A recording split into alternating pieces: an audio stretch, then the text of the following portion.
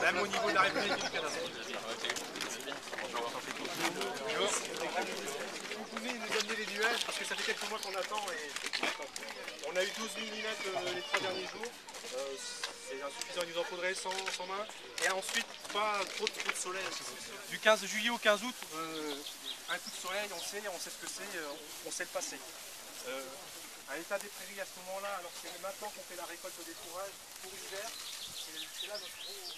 Ça devrait être beaucoup plus haut et surtout avec des vaches dedans. Les vaches aujourd'hui n'ont plus de nourriture ici. Les taureaux peuvent se mélanger entre eux, c'est un rapport de dominance et de dominé. Le lien se fait très bien. Au bout d'un quart d'heure, on sait dans un lot qui est le dominant, qui est le dominé, pour toute la vie. Aujourd'hui c'est Fakir, dans ce lot des 4. Il le montre très bien, il vous fait honneur, vous voyez, il se tient bien. Et ça, c'est un travail de quotidien de dressage. J'ai connu la fonction publique territoriale, j'y ai passé 10 ans. Le choix s'est fait, à la trentaine, ça a été le cap de la trentaine. On mélange les deux, on le croit, ça nous donne du muesli, comme on pourrait dire, qui est donné, c'est un apport énergétique. On l'accompagne de maïs fourrage, et c'est une petite odeur très agréable. Ah oui. Très appétant. Monsieur le ministre. Non, c'est très agréable. Oh, cette période-là, vous mieux manger de l'ensilage que des concombres. Et dans la ligne que je me dirigeais, il y avait moi et mon épouse, c'est tout. La première stabilisation, on l'a fait tous les deux.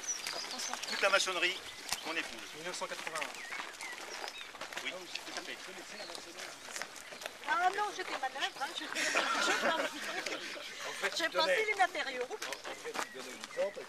Voilà. Ça s'est fait en général bien. Moi, monsieur Laurent. Ah ben, vous savez, de toute façon, il y a une ligne de conduite, on n'a pas à s'échapper, je n'avais pas à déroger. Je n'avais pas à le fourrage. On a tout assoupli dès avril. Oui, non, mais je vous en remercie, monsieur. La transition d'avril est là. La récolte du fourrage, du maïs, de l'ensilage d'herbe. Cet ensilage en fait sert à l'alimentation des vaches allaitantes, donc du troupeau reproducteur l'hiver, du 15 novembre jusqu'au 15 avril. Elle est destinée aux animaux qui mettent bas à l'automne. Généralement, il faut s'imaginer que les deux silos sont bien pleins avec de l'ensilage 1 mètre au-dessus des murs. Là, cette année, il n'y a pas photo, hein, excusez-moi. Devant nous, oui. Ça veut dire quoi concrètement? La catastrophe est devant nous, c'est-à-dire que les fourrages n'ont pas été récoltés. On va avoir besoin d'alimenter les animaux au pâturage dans les jours qui viennent. Donc il va falloir s'organiser pour retrouver ces fourrages-là au niveau régional et national et essayer de trouver aussi de la trésor. Valoriser l'herbe plutôt que de les nourrir préalablement. Donc c'est ces animaux-là qui justement, étant donné qu'elles ont des gros besoins physiologiques, étant donné qu'elles ont des veaux, en fait, c'est des animaux qui logiquement sont au pâturage.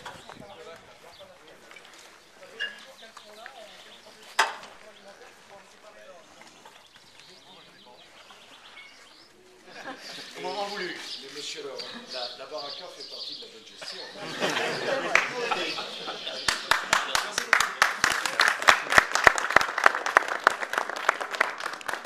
Content de l'avoir aujourd'hui.